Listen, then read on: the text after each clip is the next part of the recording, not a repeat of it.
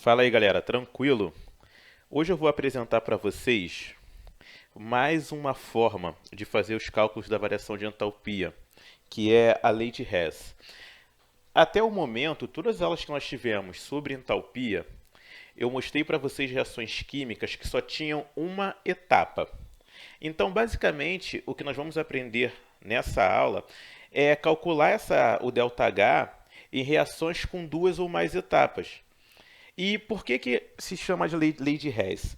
Porque Hess mostrou que a variação da entalpia ela sempre vai ser constante, independente do número de etapas que a sua reação química tenha, né, ou possua. Deixa eu mostrar para vocês um exemplozinho assim, bem tosco, né? Tô brincando. Mas é que você acha muito interessante. Antes de falar, a gente vê um exemplo desse tipo. Olha só, digamos que você vai fazer uma viagem de ônibus, né, para do Rio de Janeiro, melhor cidade do mundo, né, para Vitória, no Espírito Santo. E aí, quando você chega no guichê, o atendente ali, ele te oferece duas opções. Ele fala que você tem um ônibus que vai direto do Rio até Vitória, ou você tem a opção de pegar um outro ônibus aonde ele faz uma parada. Ele vai de Rio até Campos, dos Goitacazes, né, que é norte fluminense, e de Campos para Vitória. O valor do diretão do Rio até Vitória, ele custa R$ 170. E esse ônibus que faz essa parada lá em Campos para você dar uma descansada, fazer um lanche, você paga ele por trecho. Então, o trecho Rio-Campos custa R$ 100 e o trecho Campos-Vitória custa 70. Então, qual que é a análise que você faz dessas duas situações?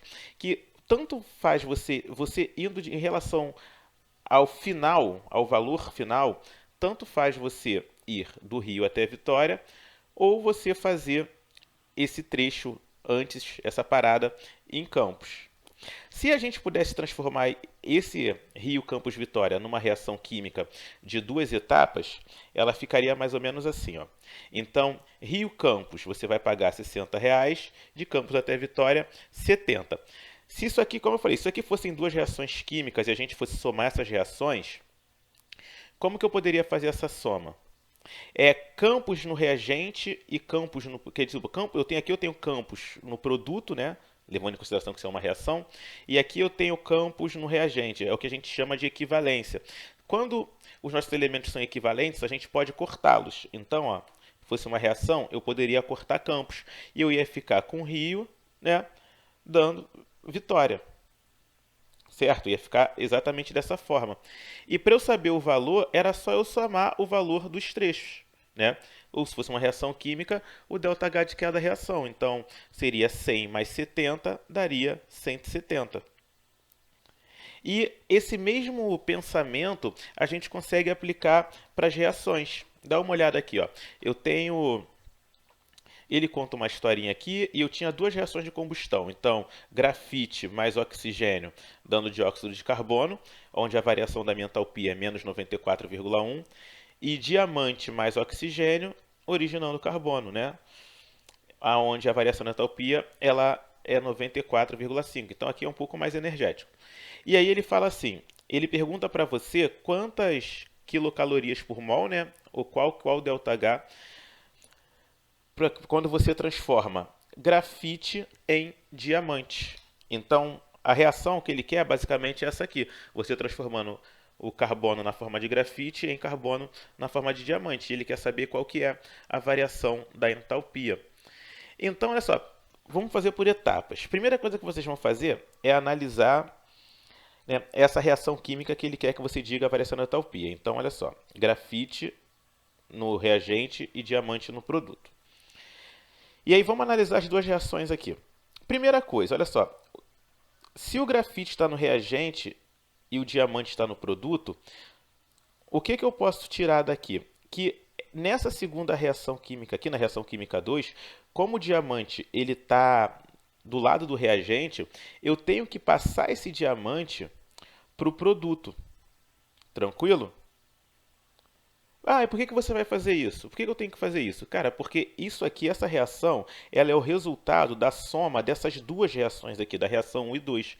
Poxa, e se o diamante está aqui no reagente, na reação 2, eu não vou conseguir fazer uma somatório e fazer com que ele pare no produto se eu não passar isso aqui, esse diamante aqui para o produto. E para isso, como que eu posso fazer? Eu vou inverter essa reação química 2 aqui. O que, que seria inverter essa reação?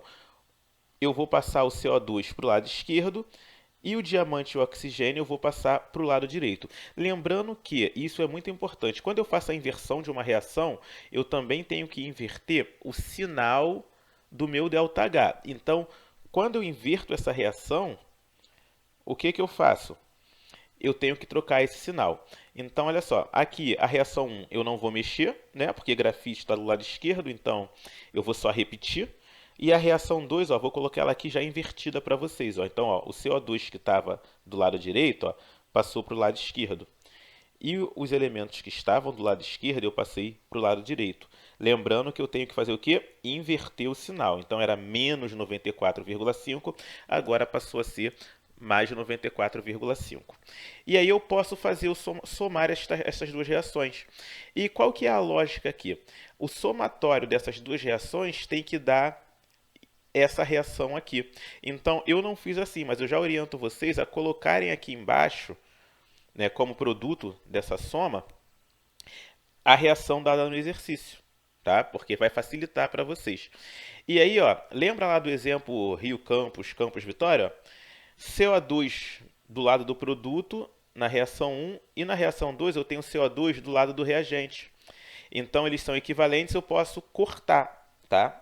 Então CO2 babau, já foi, não tem mais. Mesma coisa com o oxigênio, ó. Oxigênio do lado do reagente e aqui eu tenho oxigênio do lado do produto, também posso cortar. Então o que que vai sobrar para mim? O carbono aqui no reagente, né, se transformando em diamante aqui no produto. Como eu falei, aqui eu fiz primeiro a somatório e depois coloquei o resultado. Para facilitar, vocês já podem colocar o resultado, porque o somatório aqui tem que ser o resultado, tem que ser essa equação que o exercício deu para vocês. É até melhor para vocês irem conferindo se está correto. Ah, e agora, como que eu calculo o ΔH? O ΔH vai ser o somatório dessas reações corrigidas, o das reações corrigidas. Então, ó, menos 94,1 mais 94,5. Né? Isso vai me dar 0,4 quilocalorias-mol. Então já consigo responder. Ó, quantos quilocalorias-mol seriam necessários para transformar a grafite em diamante? 0,4. Muito tranquilo, né? Deixa eu mostrar outra para vocês. Essa aqui um pouquinho mais pesada. Você olha assim, né, já toma um susto. Nossa, 3 reações. Sim, 3 reações. Só que o princípio é o mesmo da anterior. Então, ele quer, olha só, ele tem aqui propano mais oxigênio, uridano, 3 dióxido de carbono mais 4 águas. Ele quer saber o ΔH, a variação da entalpia. Então, vamos lá. Ó. Primeira coisa, vou analisar aqui a reação que ele me deu. E depois eu vou analisar as 3 reações que vão originar isso aqui. Então, gente, é tipo uma interpretação de texto, só que eu vou interpretar os dados. Olha só. Na minha reação que eu vou ter que ter como produto final, ó, eu tenho propano aqui do lado esquerdo, no reagente. Aonde eu tenho propano nessas 3 reações? Aqui, ó, na reação 3. Só que o propano, propano é o C3H8, tá? Ele tá no lado do produto. Então a gente já viu isso anteriormente. Se eu quiser que ele fique do lado do reagente, eu vou ter que inverter essa reação química. Então o que é inverter? O que está de um lado vai passar para o outro, tá? Então, ó, botei até para vocês aqui, ó, vou inverter. Então olha aqui ela invertida, ó. O C3H8, que é o meu propano, passou para o lado do reagente. E tudo que estava do lado do reagente, passei para o lado do produto. Lembrando que eu tenho que o quê? Não posso esquecer de fazer o quê? Inverter o sinal, isso é muito importante. Então era menos 50, agora é mais 50 kJ. E aí vamos analisar, então já vimos, olhamos para o C3H8. Vamos olhar o oxigênio, a gente olha nunca, a gente tipo deixa para lá. Porque o oxigênio normalmente ele já vai se acertando sozinho. Então, lembra da estequiometria que a gente deixava ele por último e normalmente ele se acertava já? Aqui a gente vai fazer a mesma coisa. Deixa o oxigênio quieto. Vamos passar aqui para o nosso dióxido de carbono. Então, O meu dióxido de carbono, o meu CO2, ele está do lado do produto. Onde eu tenho dióxido de carbono aqui nas reações? Aqui, ó, na reação 1, ó, CO2. Sendo que na reação 1 eu tenho apenas uma molécula de CO2. E aqui eu tenho 3. Logo, eu preciso deixar aqui com 3 moléculas de dióxido de carbono. Como que eu posso fazer isso? Pensou? É isso aí, multiplicando por 3. Sendo que eu tenho que tomar cuidado que eu vou multiplicar por 3 não só o CO2, a reação, e sim a reação química inteira. Então, ó, eu tinha um carbono, eu vou passar a ter 3 carbonos. Eu tinha um oxigênio, eu vou passar a ter 3. Um CO2, vou passar até 3. E principalmente, não posso esquecer, também tenho que multiplicar o meu ΔH. Então era menos 400 vezes 3, agora vai ser menos 1.200. Tranquilo? Então, quem falta aqui? A água. Onde eu tenho água? Aqui, na reação 2. Então, a reação 2 eu tenho uma molécula de água, sendo que aqui, ó, nessa minha reação aqui, nesse meu produto que vai ser o produto das 3, eu tenho 4 moléculas de água, tá? 4 moléculas de água, aqui eu tenho uma, então eu tenho que deixar aqui com 4. Vou seguir o mesmo princípio daqui, vou multiplicar por 4.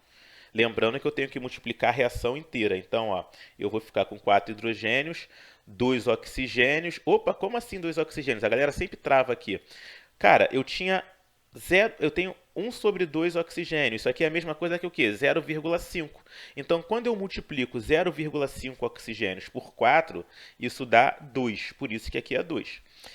E uma água multiplicada por 4, 4 águas. Lembrando, multiplicar também o ΔH era menos 300, então vezes 4, menos 1.200. Então agora eu posso somar essa reação.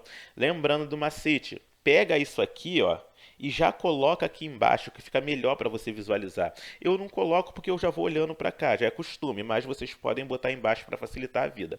E aí vamos começar a ver o que dá para cortar. Olha só, eu tenho 3 carbonos no reagente aqui, e aqui eu tenho 3 carbonos no produto. Vai para o saco, cortei. São equivalentes, eu posso cortar.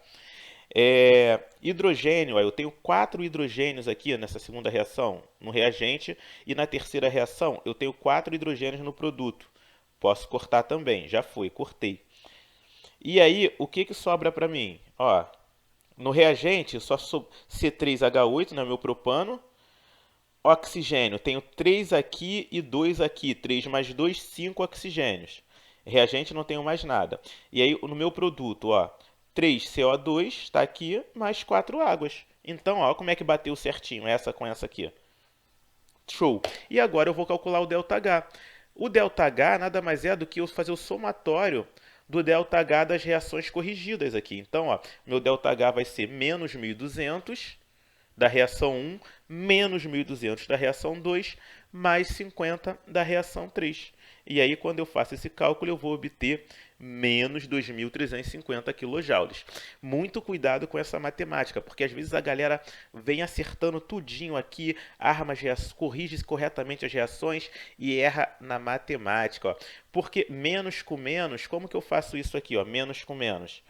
Eu vou somar e vou manter o sinal. Então, a menos 1.200 menos 1.200 é menos 2.400. E aí, menos 2.400 mais 50, eu vou subtrair sinais diferentes. O que eu faço? Subtraio e coloco o sinal do maior. Então, vai dar 2.350 e o sinal vai ser negativo. Certo? Muito cuidado com essa matemática. Tá? Eu vou encerrar o vídeo por aqui, porque esses 2 exemplos que eu dei para vocês, eles cobrem praticamente as questões que podem aparecer sobre esse assunto e a gente vai praticar lá com a nossa lista de exercícios, tranquilo? Dúvidas vocês já sabem, me chamem. Fui!